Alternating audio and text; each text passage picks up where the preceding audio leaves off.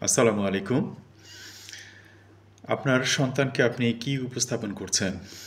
আপনি যদি মা-বাবা হয়ে থাকেন, আপনি যদি টিচার হয়ে থাকেন, আপনার সন্তানদেরকে অথবা আপনার ছাত্রছাত্রীকে আপনি কি উপস্থাপন করছেন? যেভাবে আপনি করে দেখাবেন, যা দেখবে বাচ্চারা সেটি কিন্তু অনুকরণ করবে, শিখে যাবে। এটি বলছেন আলবার্ট বান্দুরা। ওনার সোশ্যাল কগনিটিভ লার্নিং থিওরি সেই অনুযায়ী এটি বলা হচ্ছে যে আমরা পরিবেশে যা দেখি আশেপাশে অর্থাৎ আমাদের ঘরে যদি আজকে ভালো একটি ভিডিও দেখা হয় সেই ভিডিও আমরা অনুকরণ করব, বাচ্চা সেটি অনুকরণ করবে। আমরা যদি নামাজ পড়ি, পিতামাতা যদি পড়ে, বাচ্চারা সেটি অনুকরণ করবে। আমরা যদি সিনেমা দেখি বেশি, বাচ্চারা সেটি অনুকরণ করবে। আমরা যদি মোবাইল ঘাঁটি বেশি, বাচ্চারাও সেটি দেখতে চাইবে। সেটি কিন্তু হচ্ছে। তো এটি কিভাবে আসছে? এটি বলছেন আলবার্ট বান্দুরা। ওনার সোশ্যাল কগনিটিভ থিওরি এটিই বলছে। তো আপনি সন্তানকে যদি ঠিক করতে চান যে আমার সন্তানকে আমি ভাবে আদর্শ মানুষ করব তাকে, তাহলে সেই আদর্শ আপনাকে উপস্থাপন করতে হবে। আপনি হিন্দু, খ্রিস্টান যেই আদর্শ উপস্থাপন করবেন সেটি কিন্তু সে বুঝে নেবে, শিখে নেবে।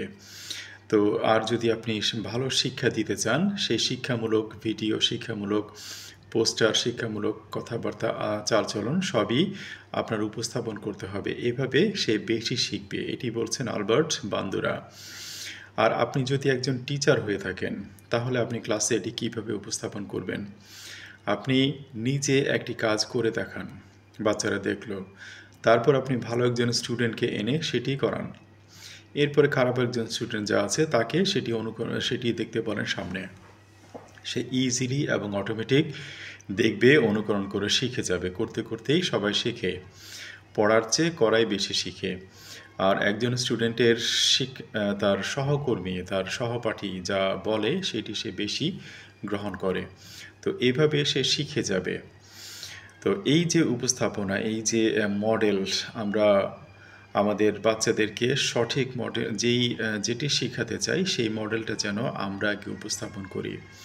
এতে বলা হচ্ছে একজন মা-বাবা যেন লিডার হয়, সে যেন করে দেখায়। একজন শিক্ষক যেন লিডার হয়, সে যেন করে বাচ্চাদেরকে দেখায়, দৃষ্টান্ত উপস্থাপন করে। এই জন্য বলা হচ্ছে দৃষ্টান্তমূলক শাস্তি অথবা দৃষ্টান্ত।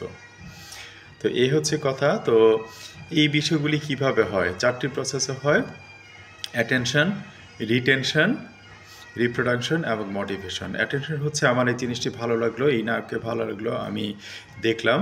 তারপর রিটেনশন, তার চালচলন আমি ভিতরে নিয়ে নিলাম। তারপর রিপ্রোডাকশন, অর্থাৎ আমি এটি করে দেখালাম। এরপর এই করে দেখানো কিভাবে হবে? শেষ পর্যন্ত যদি আপনি কোনো মোটিভেশন পান যে আমার প্রেমিকা ভালো বলছে, মা-বাবা ভালো বলছে, আমার টিচার ভালো বলছে, সমাজ ভালো বলছে, একটি চাকরি পাবো, টাকা পাবো, এই হচ্ছে মোটিভেশন, তাহলে সে এটি ভালোভাবে করে দেখাবে।